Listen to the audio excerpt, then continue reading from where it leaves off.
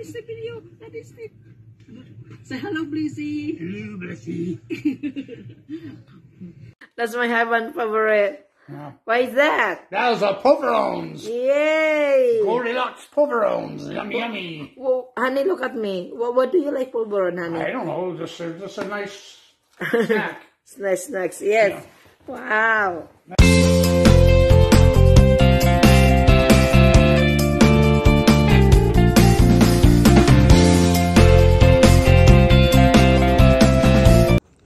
It's beautiful. Early in the morning, I wake up like this. This is the front of the house, mga Blissy. Look at this.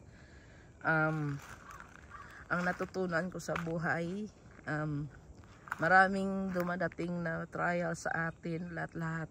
Minsan bigla-bigla na lang nabawalan tayo ng mga mahal na sa buhay kasi pumupunta na sa langit.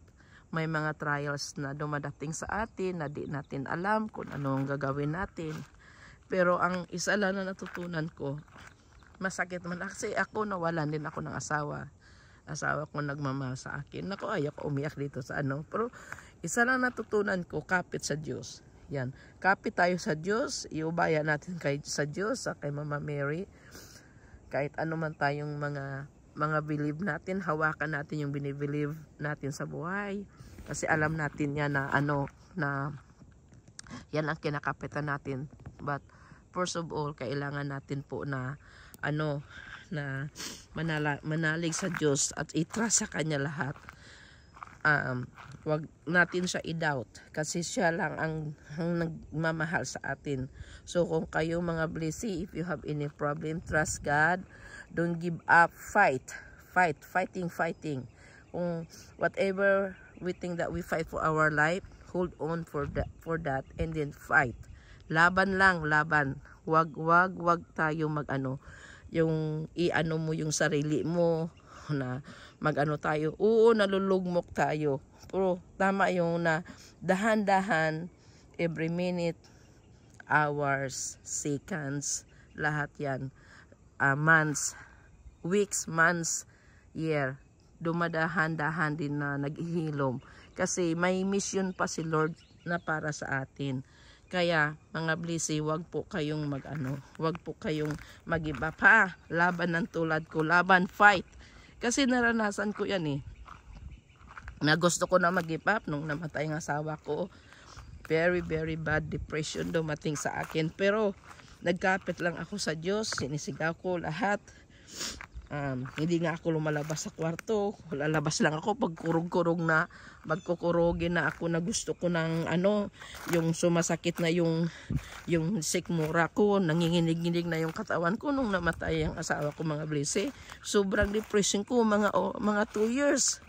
Mga 2 years na ako. Nagpipray lang ako, gusto ko na magpakamatay, gusto ko na pero never ako nawala yung trust ko kay Lord. Sinasabi ko lang sa Kanya na huwag niya akong pabayaan. Kung ano man yung plan niya sa akin, tulungan niya po ako na i-heal yung naramdaman ko. Lahat na yan mga Blissy. Kapit lang tayo kasi for my own experience, namatay yung mother ko. 7 lang ako, tapos lumaki kami sa farm. Hindi kami makakain. Ang hirap talaga.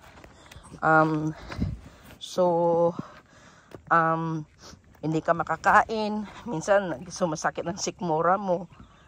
Lumaki ako na grade 5 pa lang.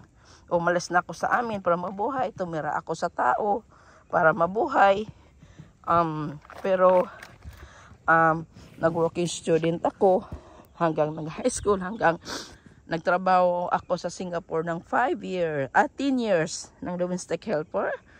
And then never ako nag-give up. And then nakapag-asawa ako sa asawa ko kay Steve. Alam nyo, pimpal ko yan yung si Daddy Steve.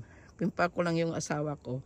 Pero binigyan niya ako ng pinakamabait. Nag-asawa kami 21 years. Namatay siya 2021.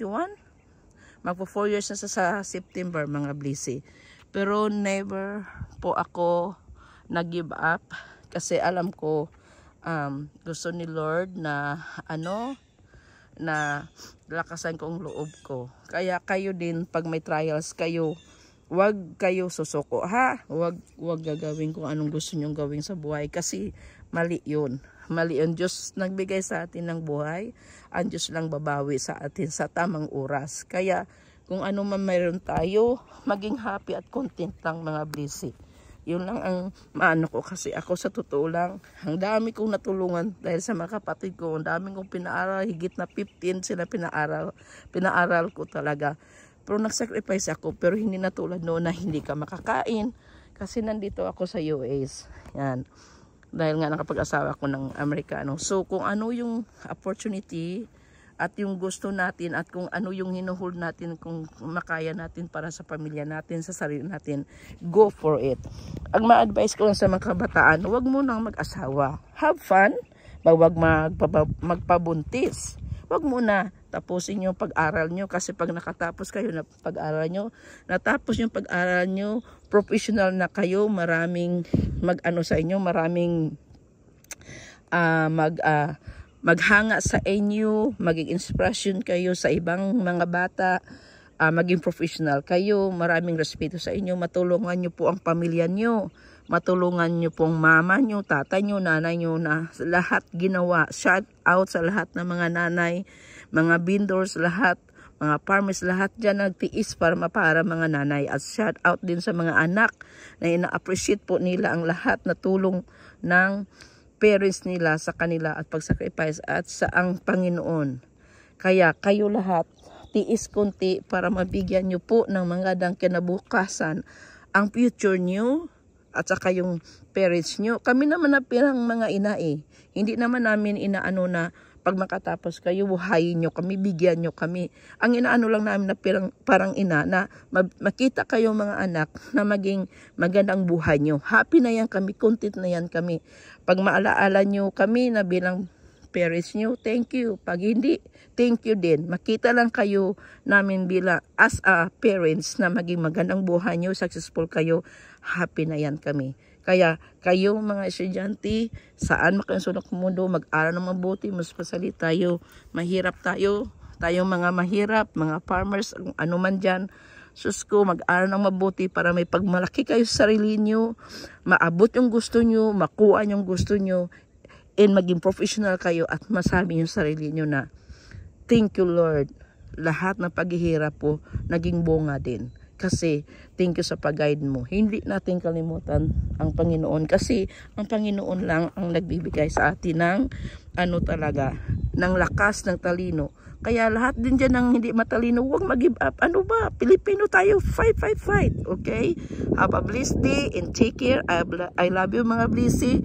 So, be blessed. Tulad nito noon, hindi ko nakikita dito noon. Pag ang bahay mo sa harapan ng tulad nito, ng dagat, you blessed. Inanyaya lang ako ng boss namin. That's a blessing, you know?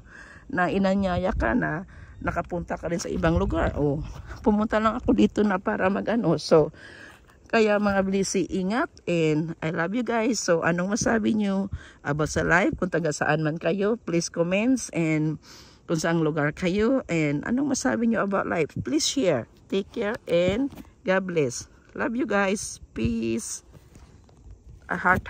Ano ba yun? Heart. Love you guys. Love you mga blessy. God bless. Another day, another life, another blessing. Remember that, okay? Don't give up. Fighting. Another day, another life, another blessing. Mega shout out. Mega shout out.